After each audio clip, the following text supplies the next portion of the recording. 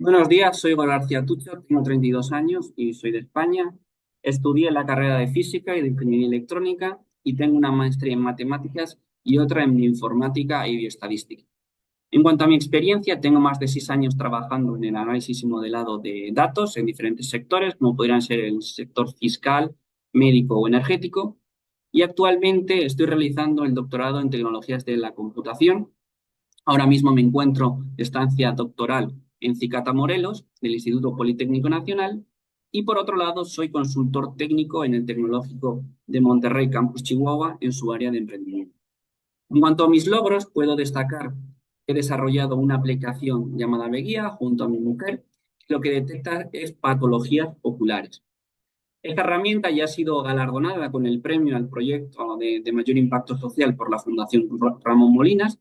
También ha sido finalista en un concurso europeo como es la Spin Teams y por último ha recibido financiación de la UPVHU mediante su programa de emprendimiento.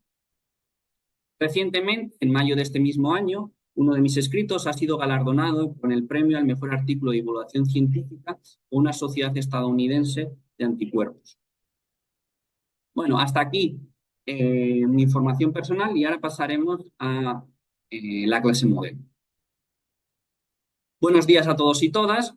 Tras haber visto el método Cummings aplicado a clasificación, hoy veremos el análisis de componentes principales o PCA. ¿Qué podemos decir del PCA? Bueno, que es una técnica de reducción de dimensionalidad, convierte un conjunto de variables correlacionadas en un nuevo conjunto de variables no correlacionadas. Normalmente este segundo conjunto es menor que el primero.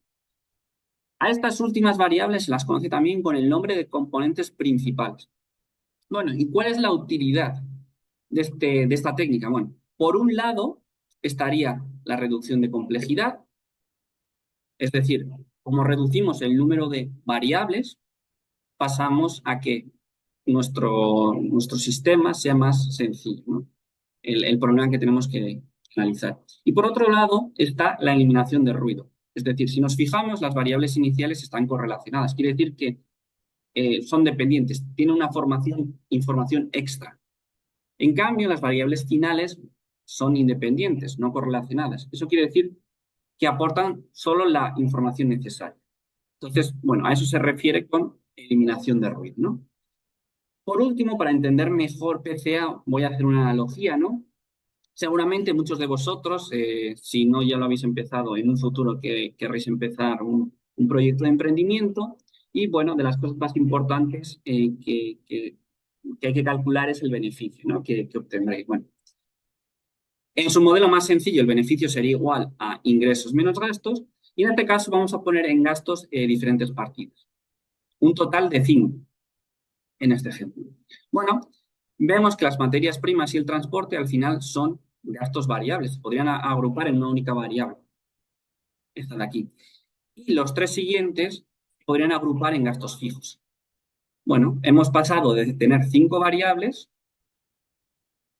a tener únicamente 2. Bueno, esto es un poco lo que el objetivo de PCA, ¿no? Reducir ese número de variables. Imaginemos ahora que nuestra empresa inicial va muy bien y acabamos montando un grupo empresarial de 6 empresas. O igual hay algunos que nos va tan bien y lo que acaba ocurriendo es que, bueno, nos interesa estudiar a la competencia, ¿no? Bueno, sea cual sea nuestro objetivo, vamos a suponer que tenemos las partidas de gastos de todas esas empresas y además el beneficio. Veis que, bueno, esta tabla, bueno, no es muy compleja, pero sí que es más compleja que esta de aquí, donde hemos agrupado en gastos variables y gastos fijos. Bueno, pues esto es a lo que queremos llegar con PCA, ¿no? Digamos, de alguna forma, simplificar nuestros datos, pero de alguna forma sin perder información ascendente, ¿no? Bueno, ¿por qué utilizar PCA? Bueno, como hemos dicho, es más eficiente, obviamente, porque a menor volumen de datos la ejecución será más rápida, ¿no? El procesamiento será más rápido.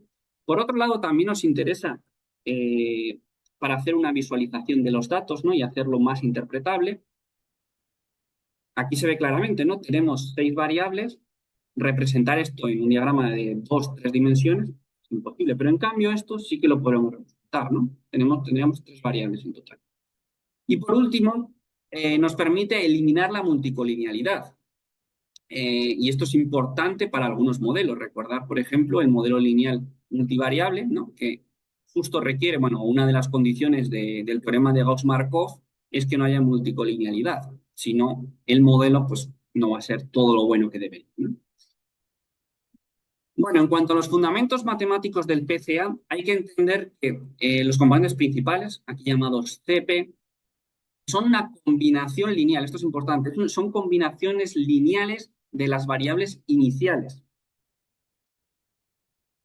El número de componentes principales, que es el máximo que se puede definir, siempre es el mínimo entre el número de variables iniciales y el número de registros.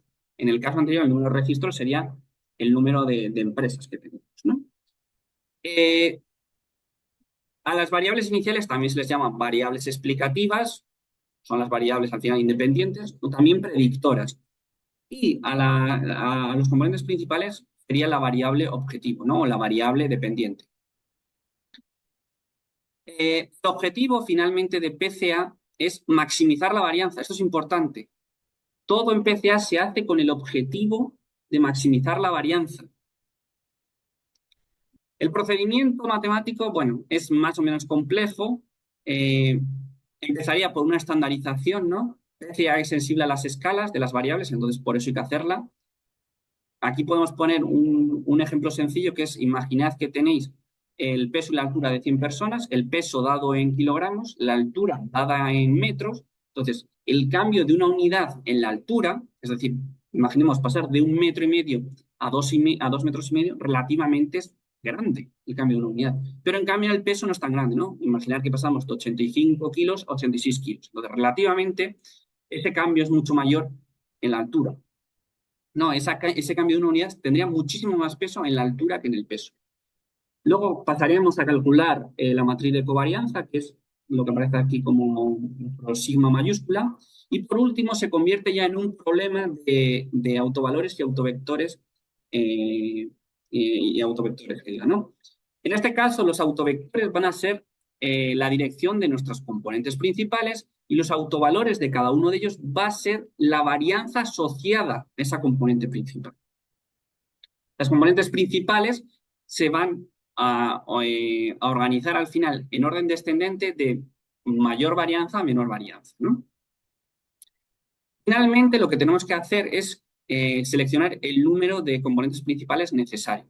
Ahí dependerá, bueno, de cuál sea nuestra labor, elegir un número de componentes principales mayor o menor.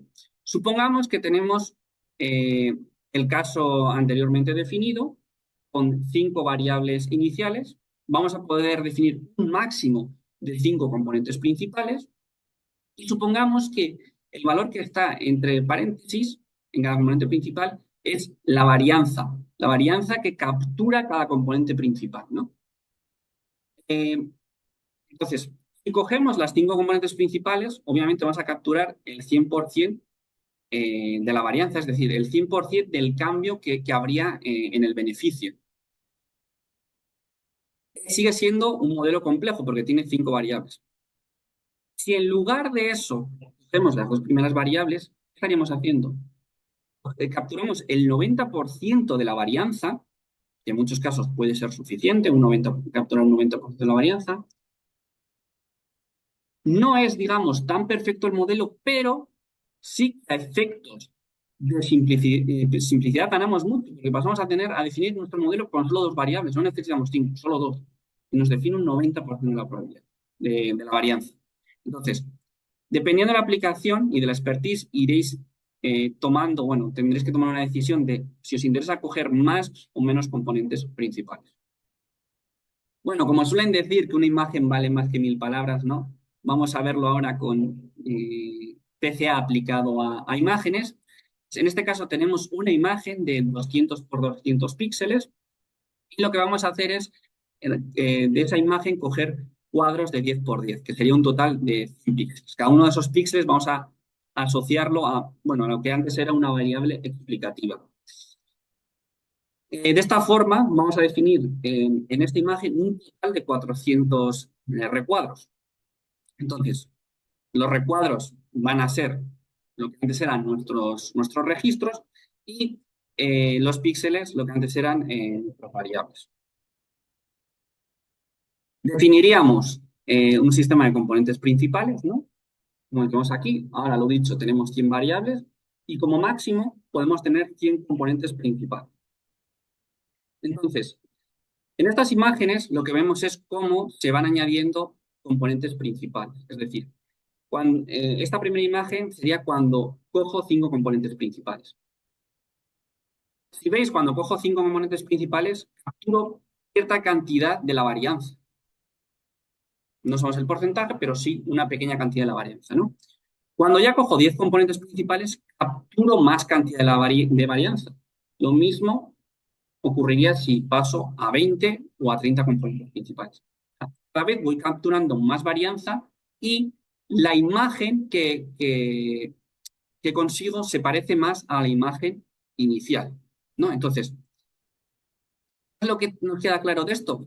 Lo que conseguimos es pasar de 100 variables a 30, 20, 10 variables y las características, si os fijáis, las características esenciales se mantienen. ¿Por qué? Porque no deja de ser un caballo. Tanto aquí como aquí como aquí, yo veo que es un caballo lo que tengo. Entonces, captura lo esencial, lo esencial. Eso es el punto fundamental del PCA. Por último, las limitaciones y las consideraciones que tenemos que tener con PCA sería, se asume siempre en PCA la relación de linealidad entre las variables explicativas y la variable objetivo. Como hemos dicho antes, bueno, el modelo es así, es una combinación lineal. Eso es lo que se asume ya de entrada. Por otro lado, tenemos el escalado que comentábamos antes, ¿no?